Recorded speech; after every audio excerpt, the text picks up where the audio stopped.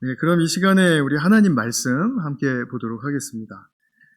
여호수아서 13장 32절과 33절의 말씀입니다. 제가 32절은 제가 읽고요. 우리 33절은 함께 읽으시도록 하겠습니다.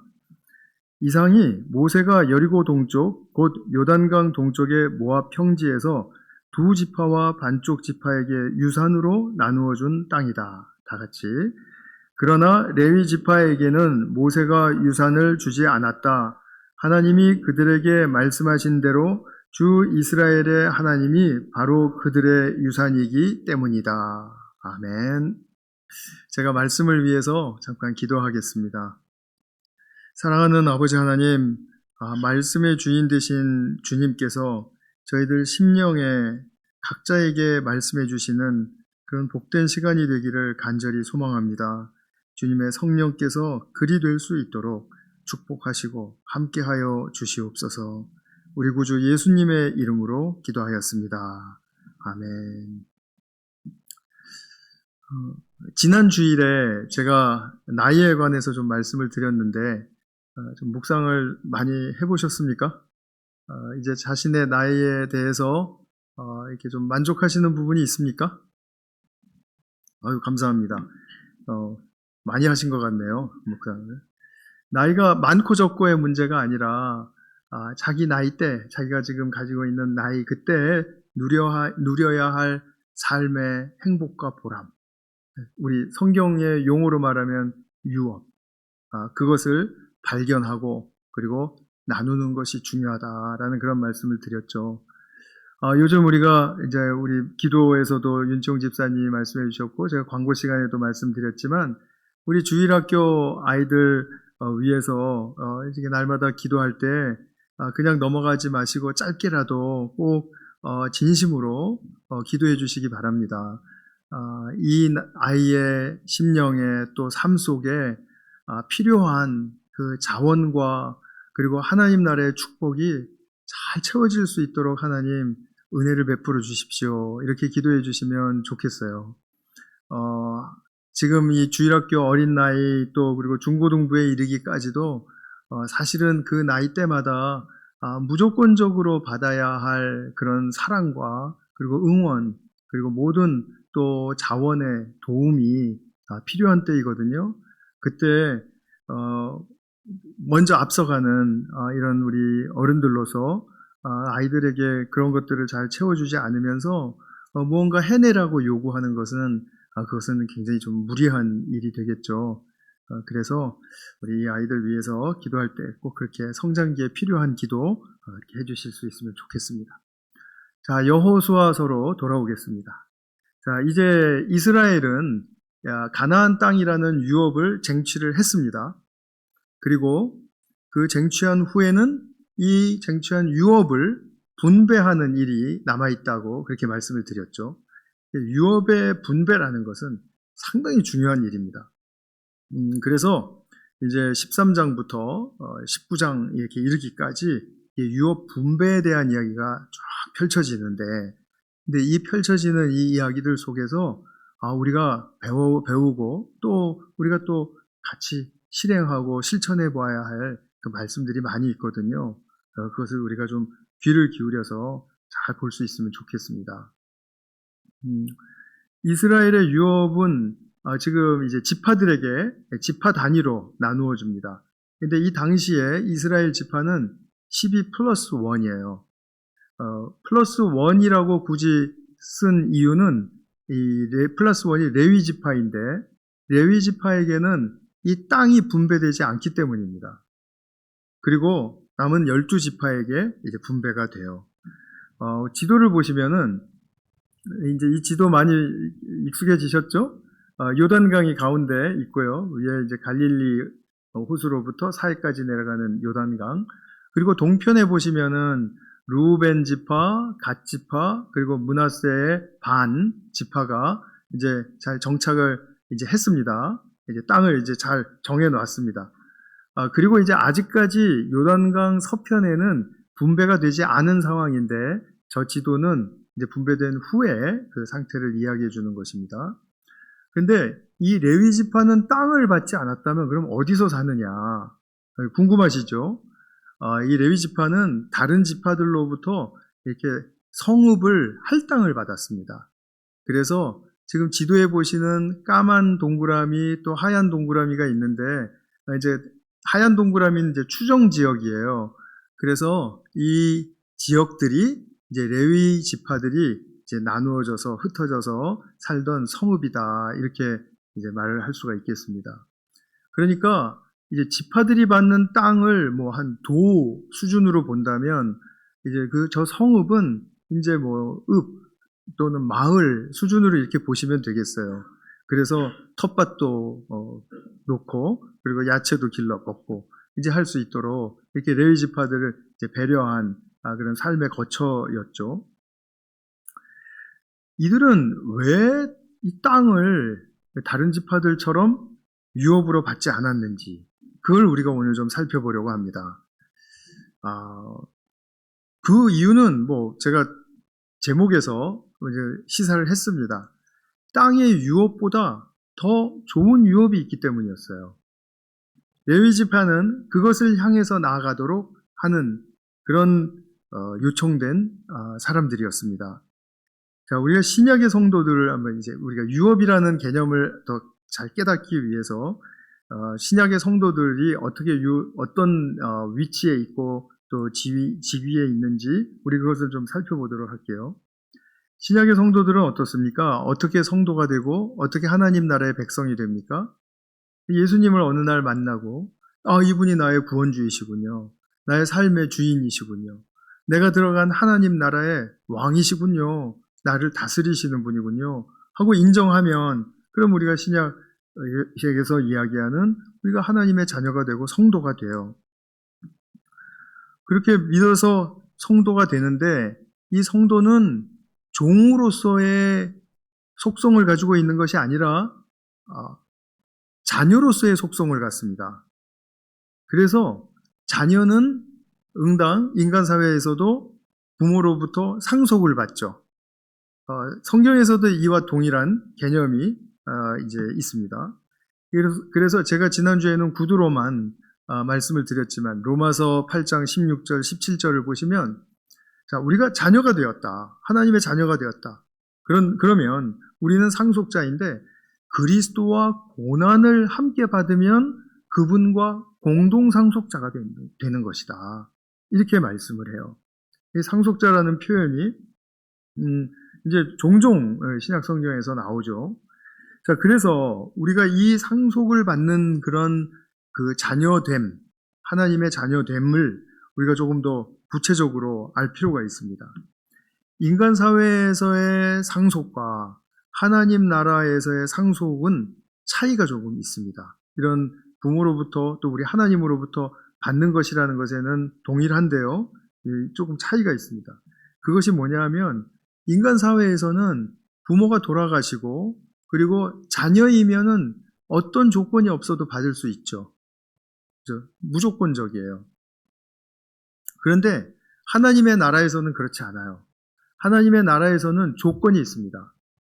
자녀로 인정을 받는다 하더라도 상속을 받는 자녀가 있다라는 말이고요.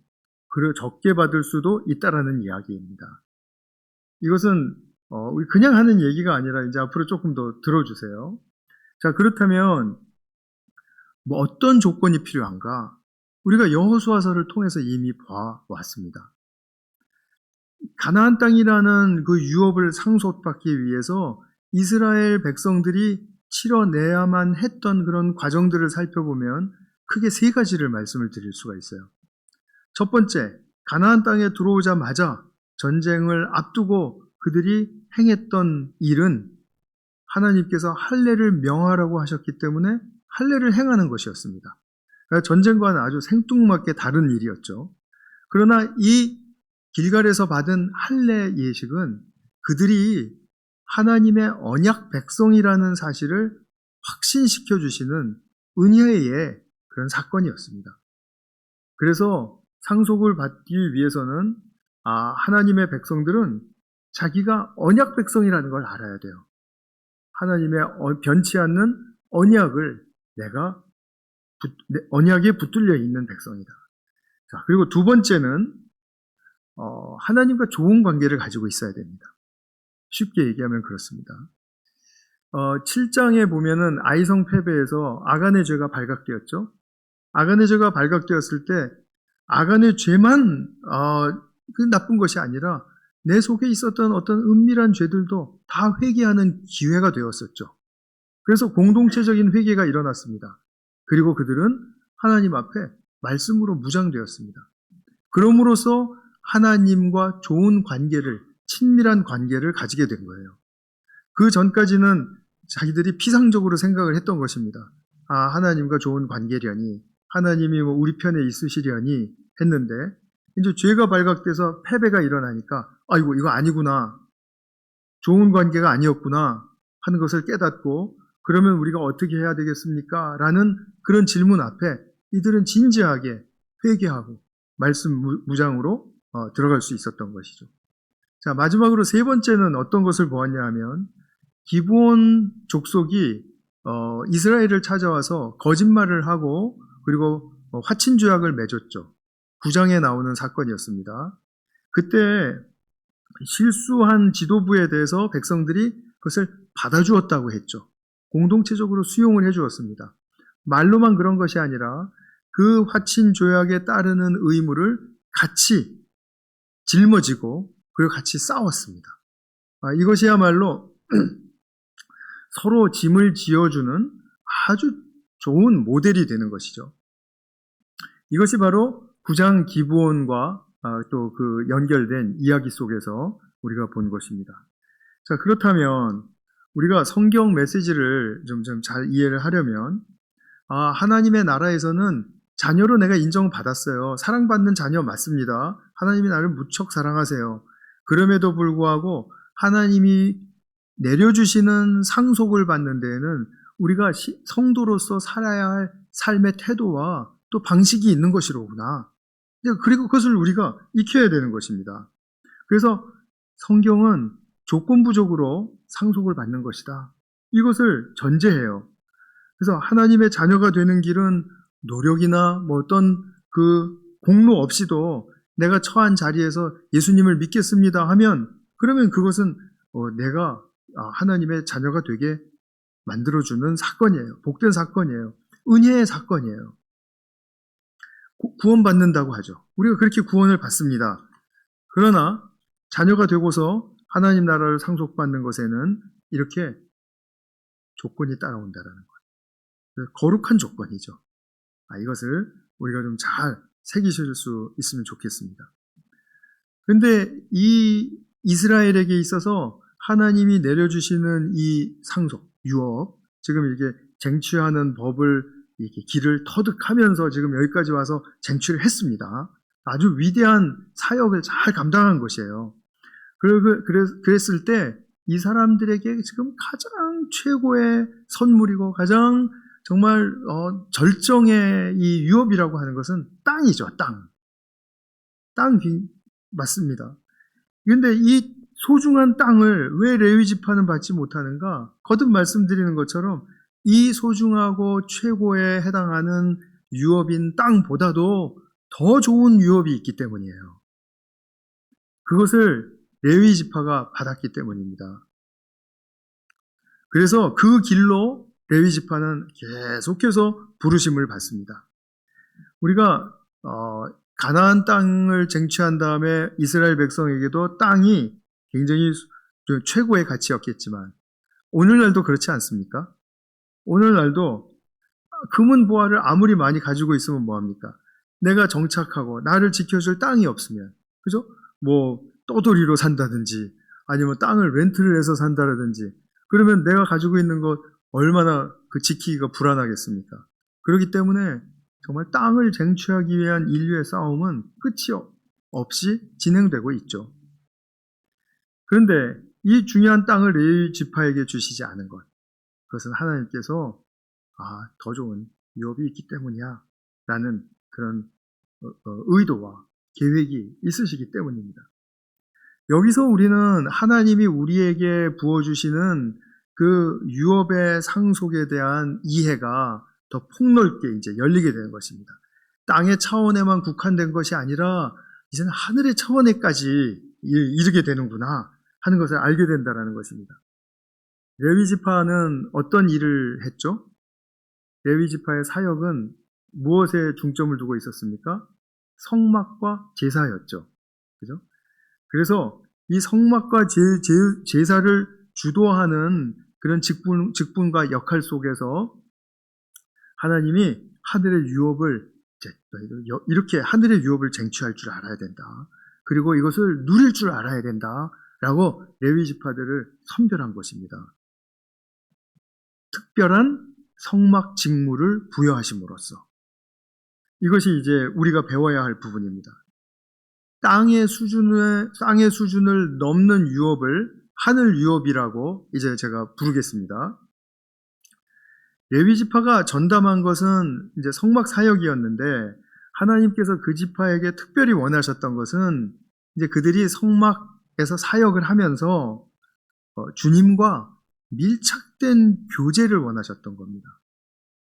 그러니까 그냥 덤벙덤벙 아니면 피상적으로 이거 내게 주신 일이니까 그냥 하면은 오늘 그냥 임무 완수 이렇게 그냥 생각하라는 게 아니라 무엇 하나를 만지고 무엇 하나를 옮기고 무엇 하나를 치르더라도 이것을 통해서 하나님과 직접 내가 연결을 가지고 있고 그리고 하나님을 직접 섬기는 것이고 그리고 하나님으로부터 내가 얻는 것이 있고 또 하나님께서 열어주시는 것이 있다라는 것을 경험하게 해주시기 위한 거라는 거였습니다.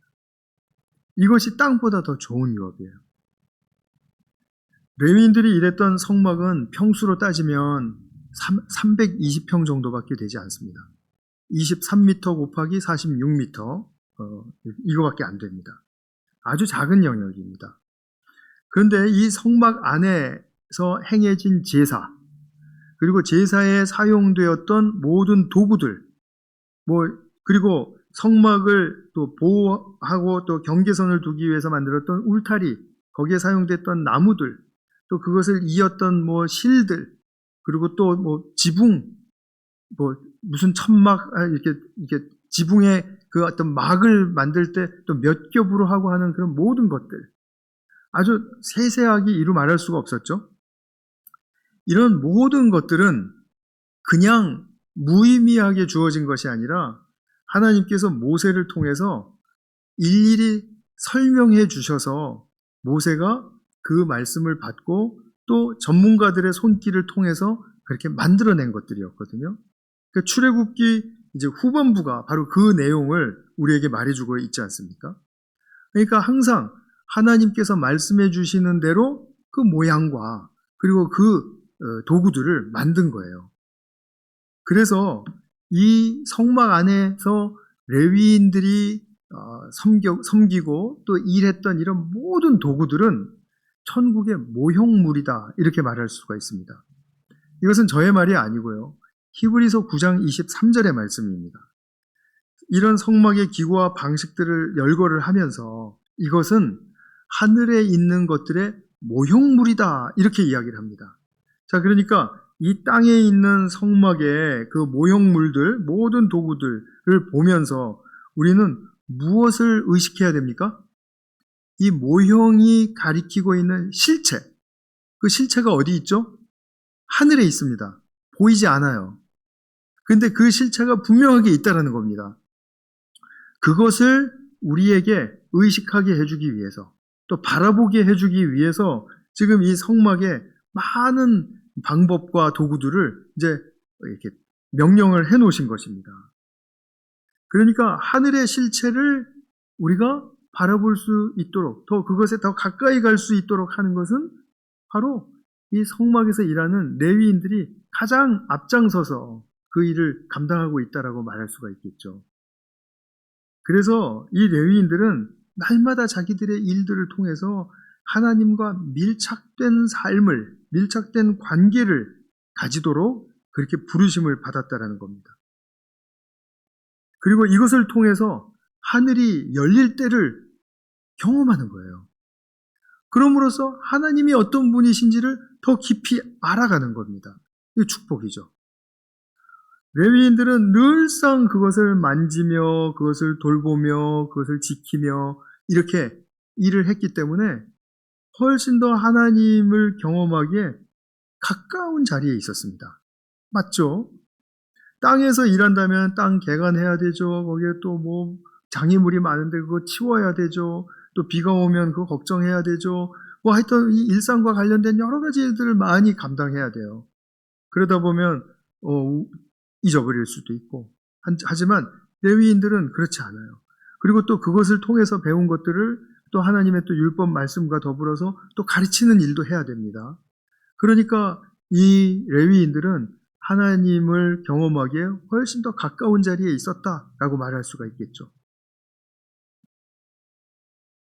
우리로 말한다면 일주일이 지나가도 성경 한 장을 읽기가 바쁜 사람들과 매일매일 하나님을 더 알고 싶은 그런 열망 속에서 자기가 정해놓은 분량 성경을 읽고 또 그것을 묵상하고 하는 사람 중에 누가 더 하나님을 경험하고 하나님을 아는 축복에 가깝다고 말을 할 수가 있겠습니까? 당연히 후자죠. 그런 것과 같아요. 그러니까 우리가 하나님을 아는 지식은 이렇게 우리의 생활의 태도와 하나님을 향한 마음에서 비롯된다라고 말을 해도 전혀 과언이 아닙니다. 그래서 레위인들은 일할 때 하나님을 직접 섬긴다는 소명을 늘 재확인해야 했습니다. 우리 성도님들이 예배 오실 때 나 오늘 하나님께 예배 드리러 가는 거야. 하나님을 만나고 싶어. 정말 오늘 예배에서 내가 주어진 축복을 내가 하나님으로부터 받는 그 경험을 하고 싶어 하고 오셨죠? 그 늘 재확인하면서 오시죠.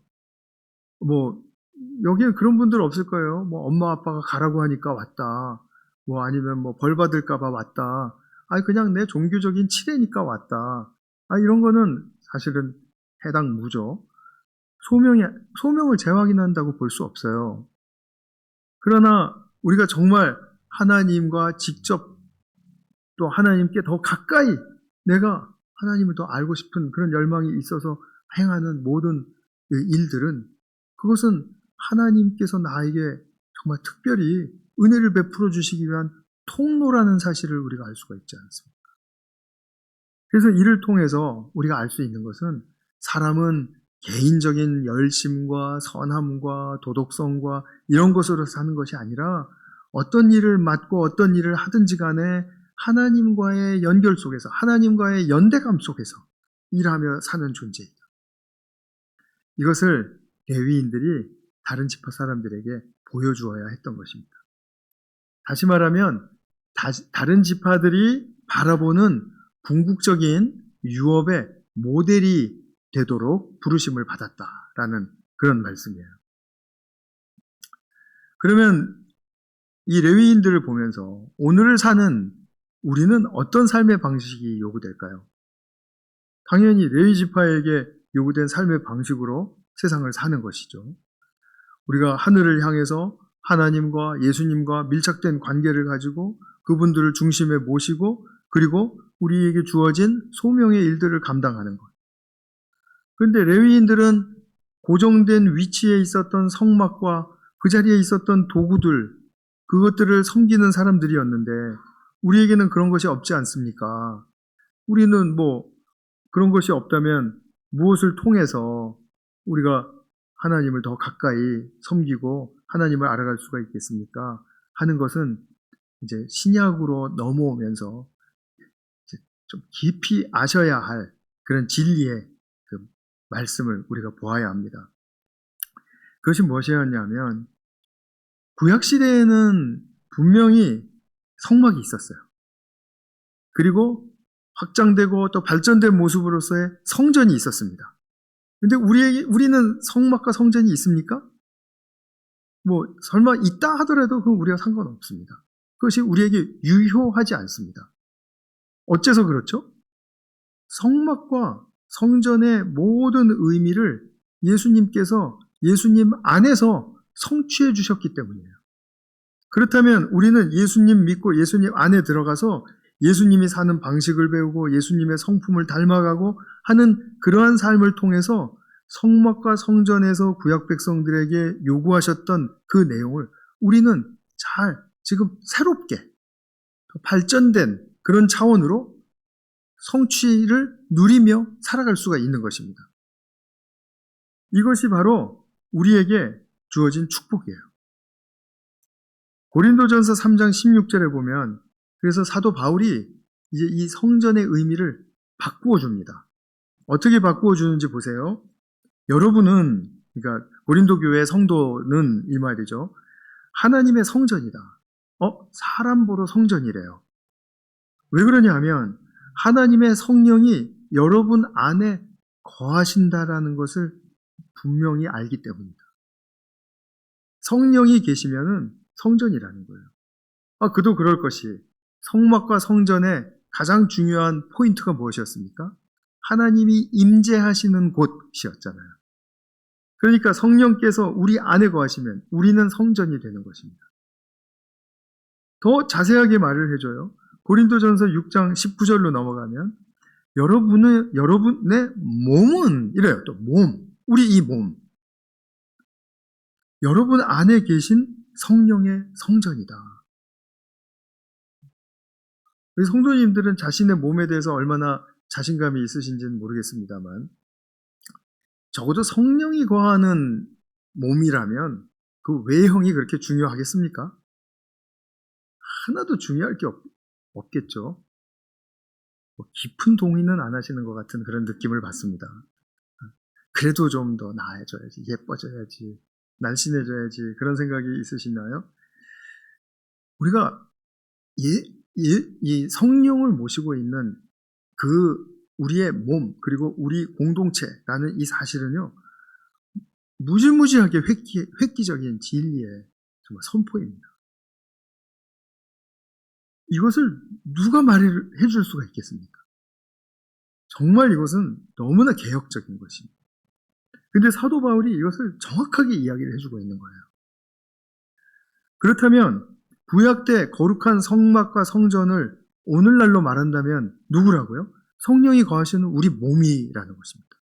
그럼 우리 몸이 가는 곳, 우리 몸이 하는 일, 우리 몸이 맺는 관계 이런 것들은 모두 예수님 안에서, 예수님과 연결 안에서 감당하라고 하시는 것들이죠. 그러면 그것이 바로 하나님께서 부르신 거룩한 소명이고 그리고 그 소명을 통해서 우리는 누구를 더 알아간다고요? 예수님과 하나님을 더 알아가는 것입니다. 이것이 바로 오늘날 예전에 레위인들이 누렸던 그 그림자적인 그 축복을 우리는 실제로 어디서나 누구든지 예수를 믿는 자라면 이것을 누릴 자격이 있는 그런 축복의 차원으로 우리가 들어오게 된 것이라는 것입니다. 그래서 이제 더 나아가서 우리가 소명을 이렇게 감당하면서 살아갈 때 우리 서로에게 궁극적인 유업의 모델이 되어주어야 합니다. 레위인들이 다른 지파들에게 유업의 모델이 되어주었듯이 우리는 서로에게 그렇게 하고 계세요. 지금 목장 생활을 아주 즐겁고 신실하게 하시는 우리 성도님들을 보면은 거기서 나누어지는 내용들이 그냥 세상에서 나오는 그런 이야기들이 아니라 세상에서 나오는 이야기들이 있었다 할지라도 그 이내 곧 하나님께서 어떻게 그 일을 처리해 주셨고 하나님께서 내게 원하셨던 것이 무엇이고 내가 그것을 어떻게 순종을 했더니 하나님께서 이러한 복을 부으셨다. 그래서 내 삶에는 사랑과 평강과 위로와 그리고 힘이 생겼다. 생명의 힘이 생겼다. 그러면은 결국 하나님이 부어주신 유업이 무엇입니까? 하늘의 가치가 담겨져 있는 나의 삶이 유업이 된 것이죠. 그러면 우리는 그렇게 함으로써 다른 사람에게 내가 유업의 모델이 되어줄 수 있죠. 다른 사람들도 그렇게 함으로써 나에게 유업의 모델이 되어줄 수 있죠. 서로에게 유업의 모델이 되어줄 수가 있겠죠. 우리가 사랑을 또 평강을 자유함을 이런 것들을 그냥 우리가 공짜로 얻습니까? 물론 하나님께로 공짜로 얻는데요. 이것을 어디서 얻습니까? 하나님이 아니시면은 그 참 진리의 영역에 관한 참되고 아름답고 선한 것이 확실한 그런 하나님의 선물로서 우리 삶에 채워지는 것이 어디서 가능하다라는 말입니까? 우리가 유업의 축복을 그렇게 받는 존재들이 되는 것이 우리 하나님이 바로 원하시는 바다라는 사실을 우리에게 가르쳐 주시고 있는 거죠. 자, 그럼 조금 더 구체적으로 구약 시대의 유업과 우리가 살고 있는 신약 시대의 유업에 대해서 조금 좀 차이점을 가지고 말씀을 드려보겠습니다. 구약 성도들에게는 땅이 엄청 중요한 유업이었습니다. 유산이었어요. 그렇기 때문에 땅과 관계된 우리 인간의 삶이 잘 되는 것이 유업의 축복이었습니다.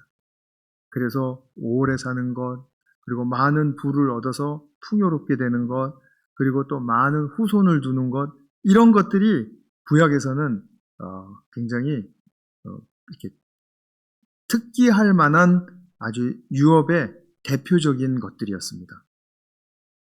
근데 신약에서는 오래 산다라든지 물질을 많이 가지고 있다라든지 후손을 많이 둔다라든지 하는 그런 땅의 유업을 거의 언급하지 않습니다.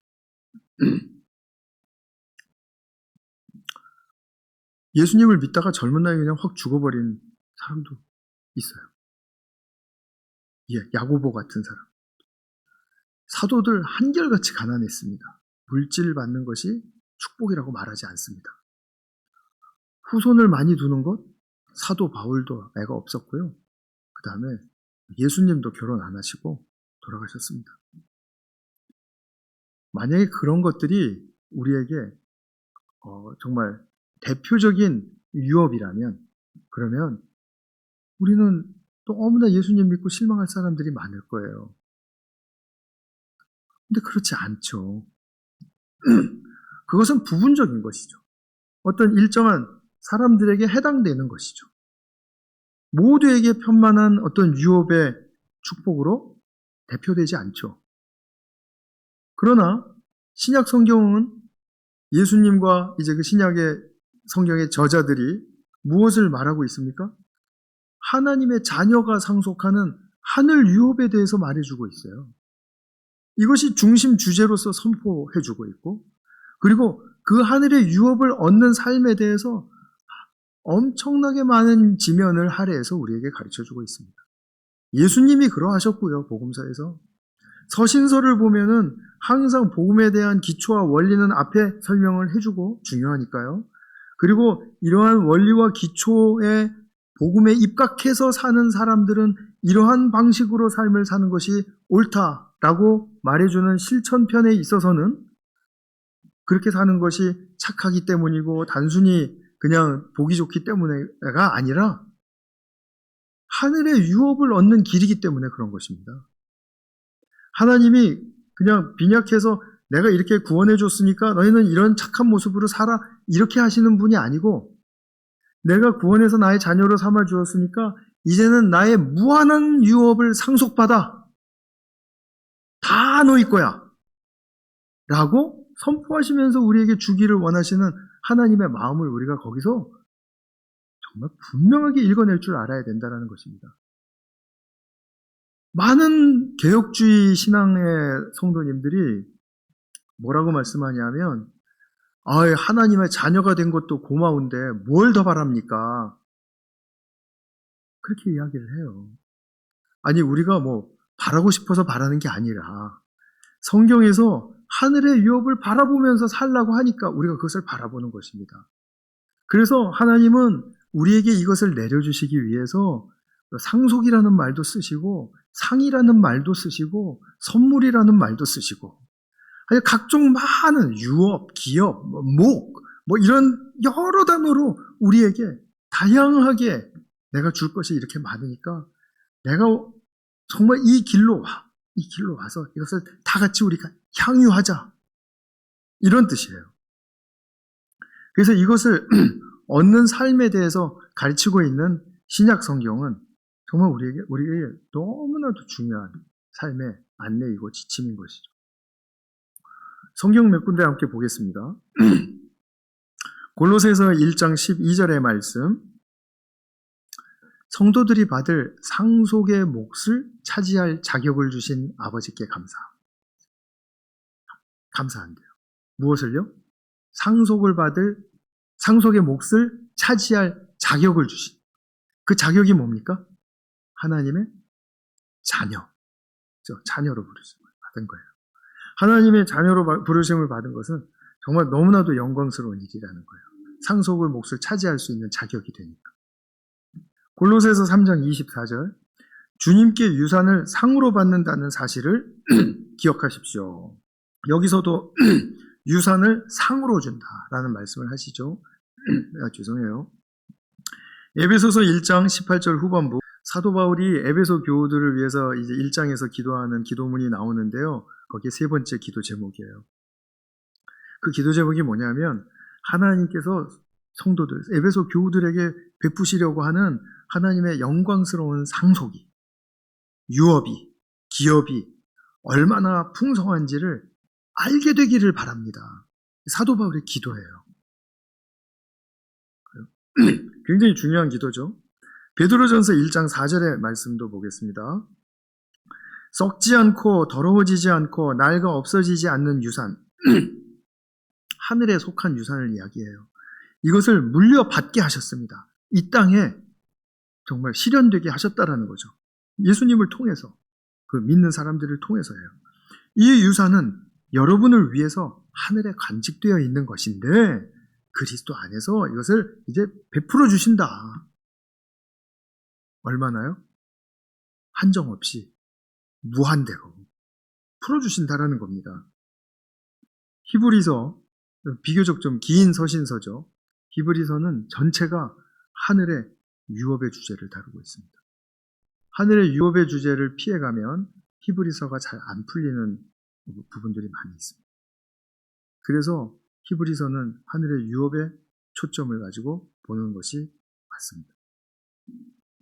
그럼 우리는 유업을 어디서 누립니까? 그냥 우리가 성전이니까 가는 데마다, 가정에서, 직장에서, 교회에서 누려요. 그럼 가정에서는 구체적으로 어떤 관계를 통해서 유업을 얻을 수 있을까요?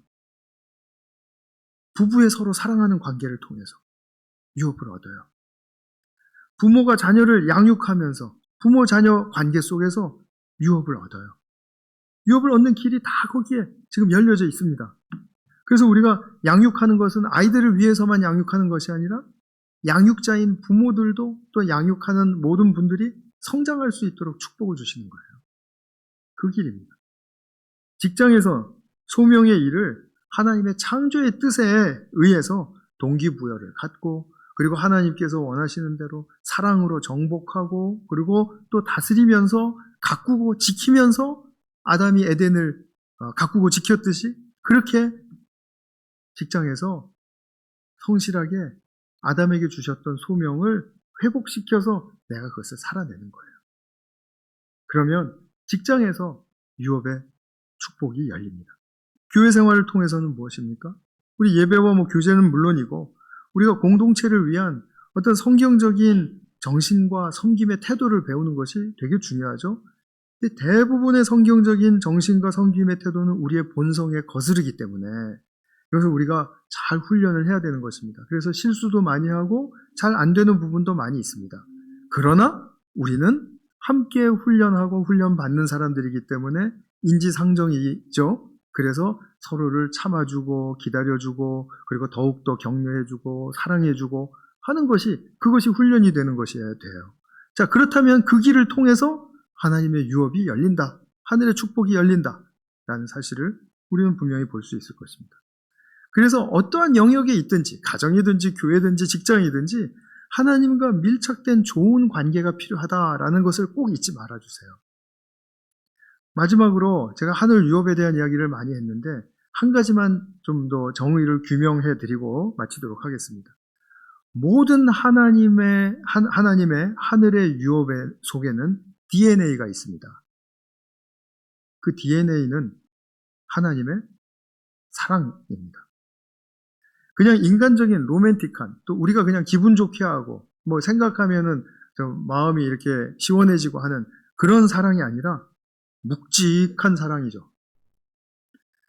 아들까지 내어주시는 희생적인 신적인 사랑, 십자가 사랑을 이야기하는 것입니다. 하늘의 모든 유업 속에는 이 DNA인 사랑이 그 중심에 있습니다. 그렇기 때문에 이 하늘의 유업을 드러내는 삶을 산다라고 하는 것은 내가 지극히 부분적이라 할지라도 하나님의 이 사랑을 드러낼 수 있는 그런 나의 성품과 방식을 길러내는 그런 삶이어야 돼요. 하루아침에 되지는 않습니다.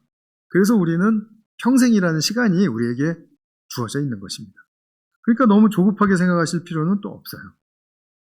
이것을 마음에 품고 하나님의 그 희생적인 신적 사랑이 나의 삶을 통해서 어떻게 드러나야 할 것인가? 그럼 나는 유업의 주인공이 되는 길인데 그것이 그것과 연결시켜서 우리가 참 아버지와 그리고 아들 예수님과의 연대감을 우리가 누리면서 그 하늘의 축복이 이 땅 위에서 재현되는 그것을 재현할 수 있는 아름다운 참 능력의 그 사랑을 우리가 잘 묵상하시고 또 그것을 잘 연습해 보시기를 바랍니다.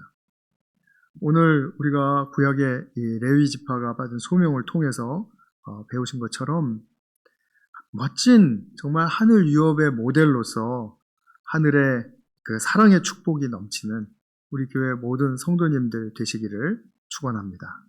기도하겠습니다.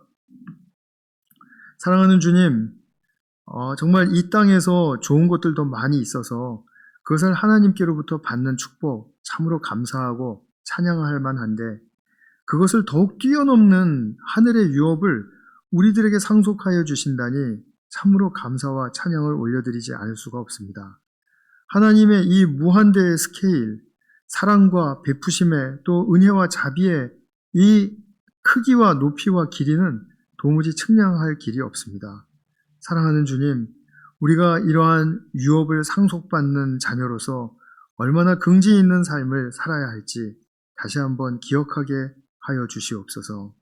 주님의 성령께서 하늘의 유업을 우리에게 주셨으니 이것을 또한 드러내며 우리가 서로에게 유업의 모델로서 살아가는 축복의 삶이 활짝활짝 열릴 수 있도록 인도하여 주시옵소서. 이것을 주님의 성령의 인도하심에 맞게 올리오며 우리 구주 예수님의 이름으로 기도하였습니다. 아멘.